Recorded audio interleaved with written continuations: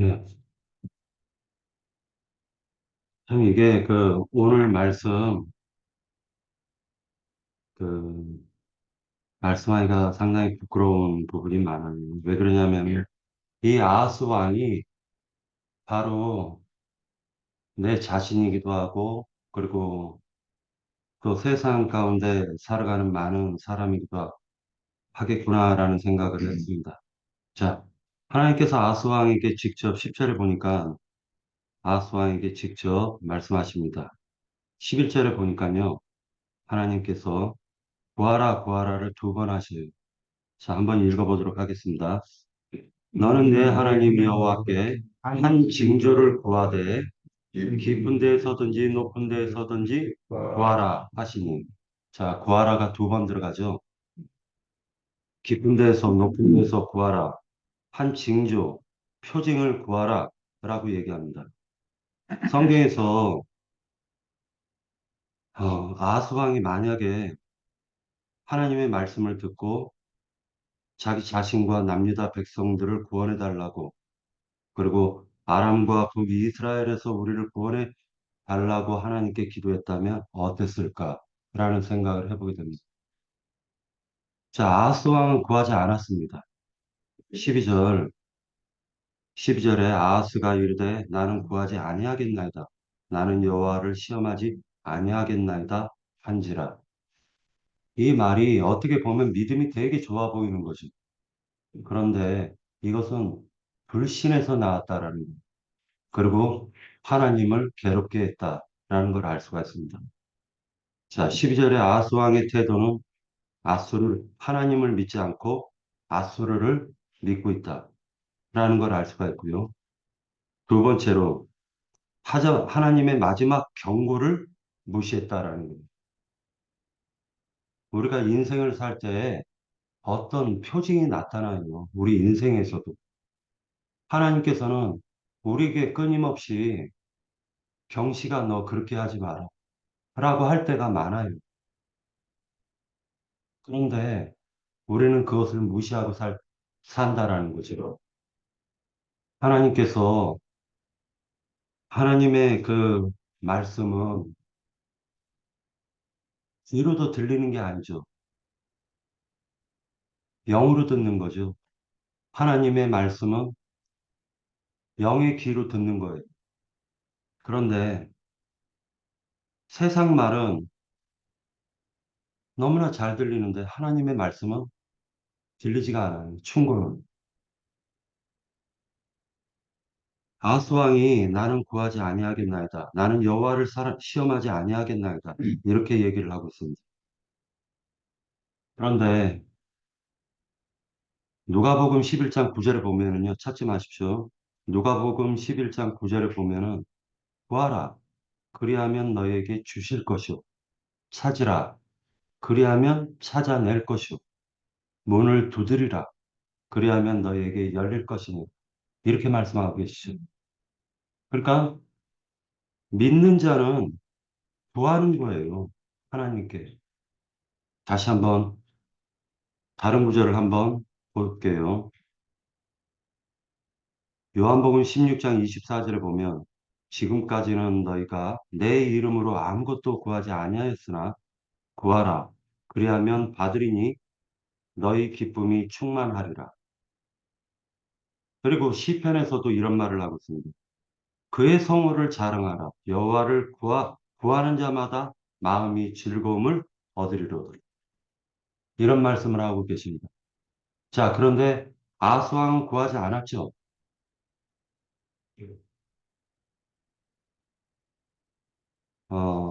에베소서 6장 18절 같이 한번 읽어볼까요?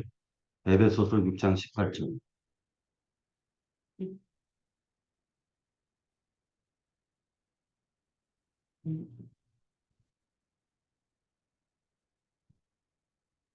자, 모든 기도와 간구를 하되 항상 성령 안에서 기도하고 이를 위하여 깨어 구하기를 항상 힘쓰며 여러 성도를 위하여 구하라.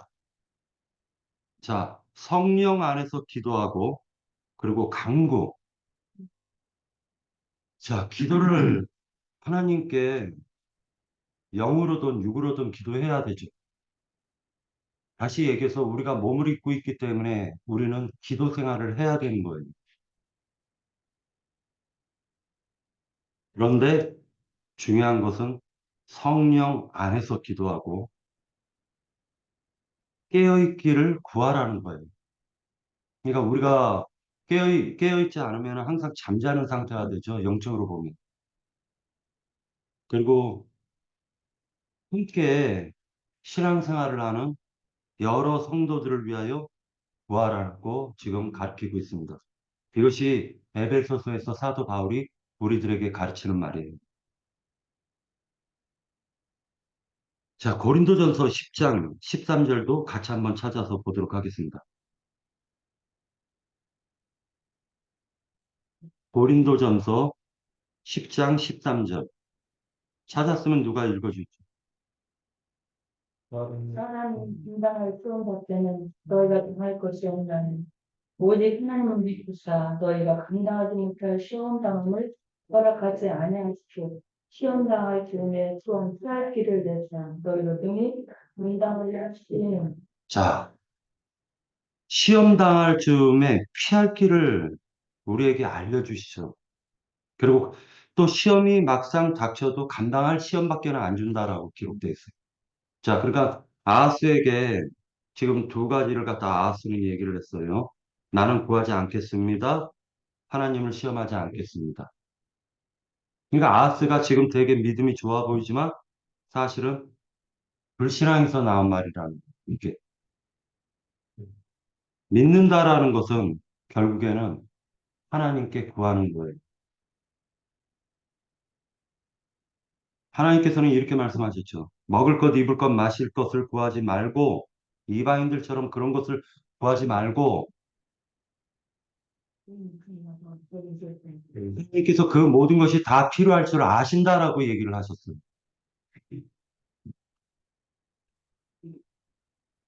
어, 자식이 아버지한테 생선이 먹고 싶으니까요. 아버지, 저 생선을 좀 먹고 싶어요. 라고 했더니 그 아버지가 뱀을 잡아가지고 줄 아버지가 없다라고 했죠. 아무리 악한 부모라 할지라도. 하물며 너희 아버지일까 보냐. 라고 얘기하고 있습니다. 아하스왕이 만약에 구했다면 어떤 일이 벌어졌을까? 이게 이 말씀을 갖다 보면서 아하스 왕의 그 믿음 없음이 결국 나의 인생을 살아갈 때 나는 하나님이 너는 징조를 구하라 라고 얘기할 때 나는 어떻게 해야 될까? 이런 생각을 해보았습니다. 13절. 그랬더니 13절에 다윗의 집이여 하나님을 시험하지 않겠다고 하지만은 지금 책망을 하시는 말씀이 선지자를 통해 가지고 사람을 괴롭게 했다. 그리고 하나님을 괴롭게 했다. 이렇게 얘기하고 있습니다.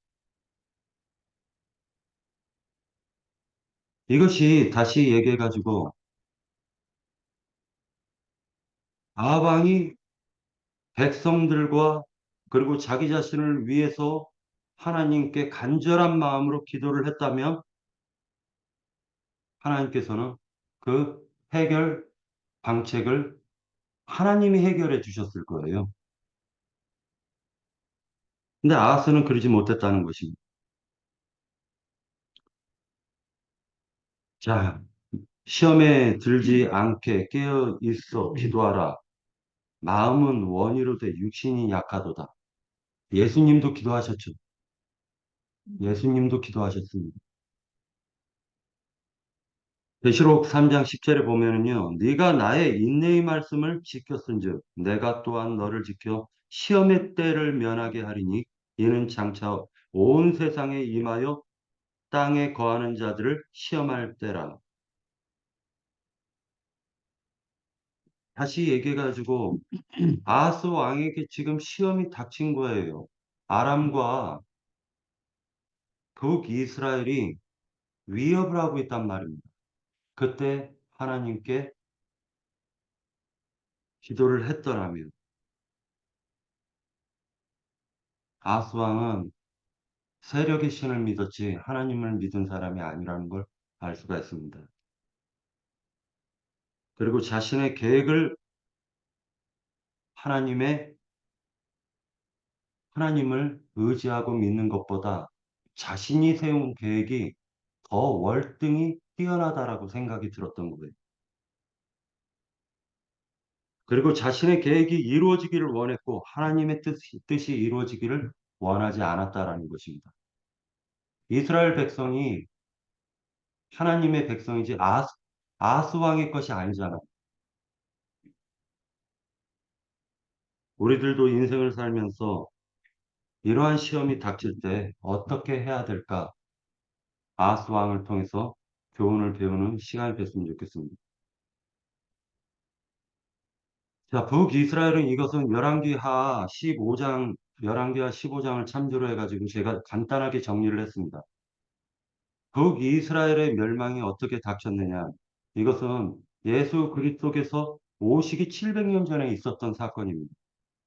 외적으로는 신흥 제국, 아수르 제국이 세력이 넓혀지고 있었고, 내적으로는 예후 왕조의 여로보암 2세의 전성기를 끝으로 혼란기에 접어들기 시작했습니다. 북이스라엘은요. 자, 여로보암 2세 때 그 아들 스가랴가 6달을 통치했고요. 살룸이라는 장수가 스가랴를 죽입니다. 이것이 열왕기하 15장에 나오는 말입니다. 살룸은 한 달 후에 문하햄에게 죽습니다. 그리고 문하햄은 10년을 갖다가 통치를 하는데 문하햄 때는 자 문하햄의 아들 부가히야까지 12년을 통치를 하는 것입니다.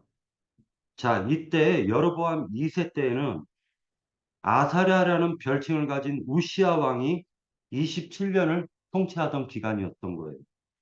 남유다에서는. 자, 문하햄의 아들 부가시아까지 12년을 다스렸다라고 했는데 결국 베가에 의해서 부가시아는 또 죽습니다.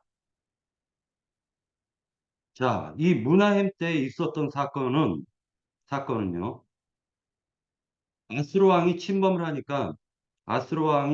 하니까요. 모든 부자에게 은을 강탈해 가지고 은 1000달란트를 아스로 왕 볼에게 바칩니다. 그리고 자기의 왕위를 갖다가 지켜달라고 호소합니다. 자, 이런 사건이 열왕기하 15장에서 기록되어 있는 것입니다. 자, 많은 원성이 있었겠죠. 네. 문하임이 그 부자들에게 북이스라엘의 부자들 그리고 모든 그 아스루 왕에게 갖다 바쳐야 될 자기의 왕위를 지키기 위해서 백성들의 고혈을 짜가지고 지금 아스루 왕에게 바쳤죠. 그 아스루 왕에게 바친 그 사건으로 인해 가지고 많은 사람들이 불만을 갖게 됩니다. 자, 그 중에 베가라는 사람이 있었는데 베가가 부가시아를 죽이고 왕이 된다라는 내용이 있는 것입니다. 자, 그러고 나서 그 베가는 아수르를 대적하기 위해서 아람과 동맹을 하고 그 아람과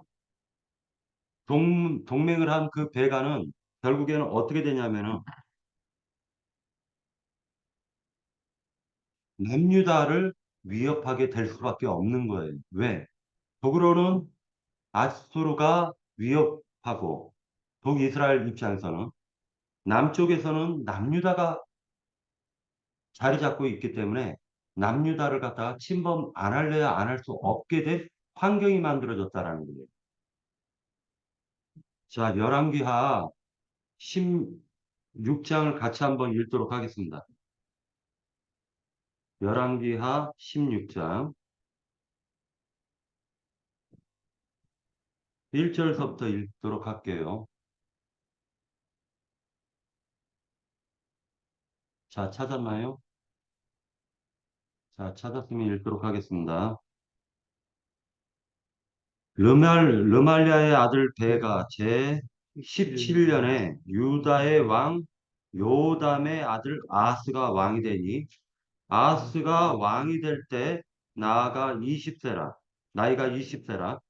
예루살렘에서 16년간 다스렸으나 그의 조상 다윗과 같이 아니하여 그의 하나님 여호와께서 보시기에 정직히 행하지 아니하고 이스라엘의 여러 왕의 길로 행하며 또 여호와께서 이스라엘 자손 앞에서 쫓아내신 이방 사람의 가증한 일을 따라 자기 아들을 불 가운데로 지나가게 하며 또 산당들과 작은 산 위와 모든 푸른 나무 아래에서 제사를 드리며 분향하였더라.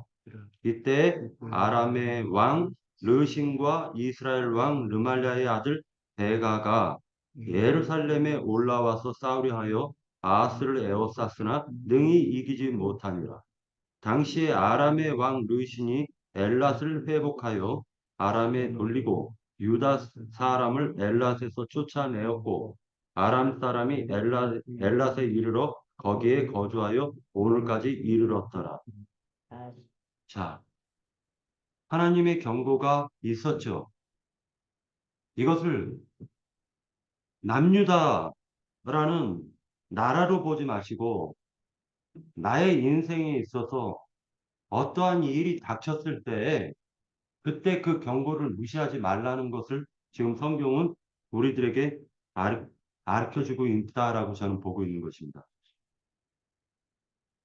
자, 하나님께서 남유다 아하스 왕에게 왕이 너를 위협해도 7장 4절을 같이 한번 볼게요. 이사야서 7장 4절.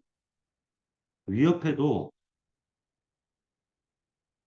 그에게 이르기를 너는 삼가며 조용하라. 자, 선지자를 통해서 삼가며 조용하라. 그 다음에 르신과 아람과 르말리아의 아들이 심히 노할지라도 이들은 연기나는 두 부직갱이 부르터기에 불과하니 두려워하지 말며 낙심하지 말라. 자, 삼가하며 조용하라. 그 다음에 두려워하지 말고 낙심하지 말라. 만약 아하스 왕이 하나님을 이렇게 의지했더라면, 의지했더라면 어떤 일이 있었을까?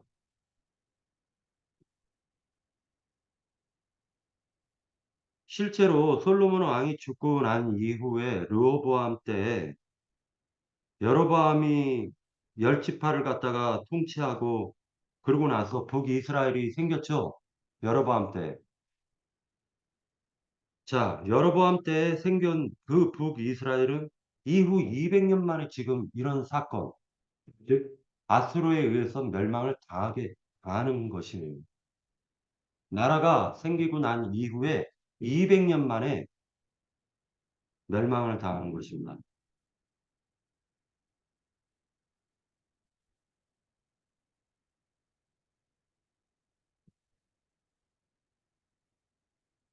14절 읽겠습니다. 그러므로 주께서 친히 징조를 너에게 주실 것이라. 보라, 처녀가 잉타하여 아들을 낳을 것이요 그의 이름을 임마누엘이라 하라. 자, 우리가 이걸 읽기로는 처녀는 마리아고 임마누엘은 인자 예수로 알고 있죠. 그런데 처녀가 아들을 낳으면은 15절 그가 악을 버리며 선을 택할 줄 알 때가 되면 엉긴 적과 꿀을 먹을 것이라. 대저 이 아이가 악을 버리며 선을 택할 줄 알기 전에 내가 미워하는 두 왕의 땅이 황폐하게 되리라.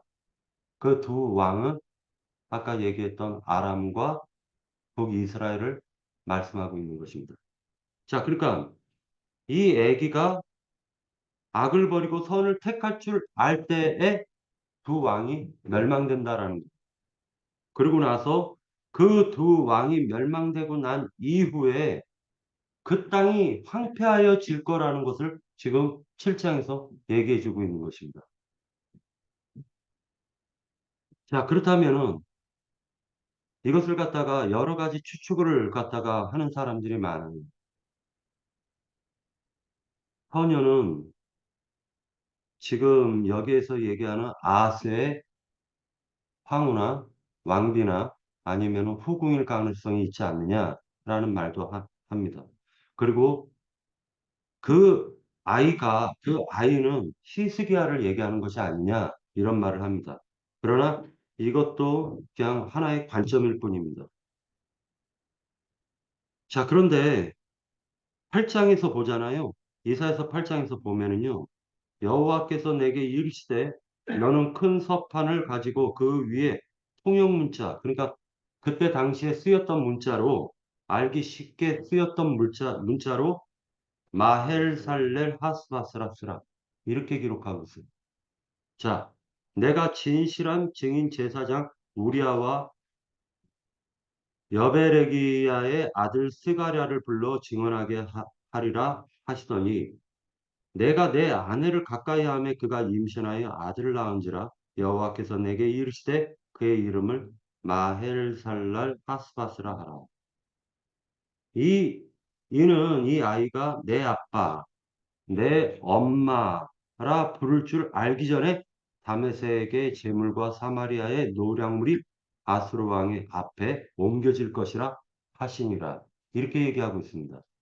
다시 얘기해서 처녀가 아들을 낳을 것인데 임마누엘이라 하라라고 했었던 것이 이사야 선지자의 그 아들로 지금 묘사해지고 있다라는 거예요. 징표로 보여준 거예요, 이게.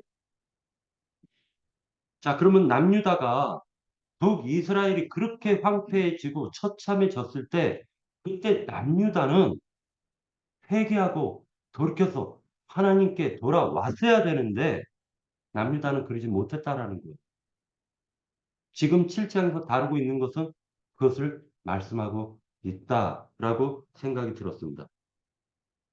짧게 정리한 것만 얘기하자면은 두 왕의 나라가 하나님을 떠나 자신을 의지하고 우상을 의지하며 교리 신앙에 매몰되어 가지고 하나님을 의지하지 못한 상태에서 두 왕의 나라는 처참하게 하나님의 몽둥이인 아수르에게 멸망이 됩니다. 실제로 역사상에도 보면 디글랏빌레셋 3세 또는 탈마네셀 5세 때에 이러한 일이 벌어집니다. 첫 번째는 디글랏빌레셋 3세 때에는 북이스라엘에 있는 사람들을 전부 다 잡아서 아수르 나라, 아수르 지역에 다 흩어버려요. 그러고 나서 아수르 사람들, 이방 사람들을 북이스라엘에 살게 합니다. 이때 실제로 어떤 일이 벌어지냐면은 어, 아수르를 갖다가 배반한 사건이 북이스라엘에 있었는데 그 대표적인 그 북이스라엘 사람이 누구냐면 아까 얘기했던 베가예요. 그 베가는 어, 그 남유다 즉 애굽을 갖다 애굽한테 연락을 하고 그리고 그 아수르에 세금을 내지 않고 그리고 아람과 연합을 해가지고 아수르를 그러니까 대적하는 사건이 있었기 때문에 완전하게 처참하게 비참하게 아수르가 짓밟아 버리는 것입니다. 자, 그럼 그 아수르가 그렇게 짓밟았을 때 남유다는 그때 하나님께 회개하고 돌이켰어야 되는데 그러지 못했다. 이것이 전체적인 내용의 흐름입니다. 예, 저는 여기까지만 하겠습니다.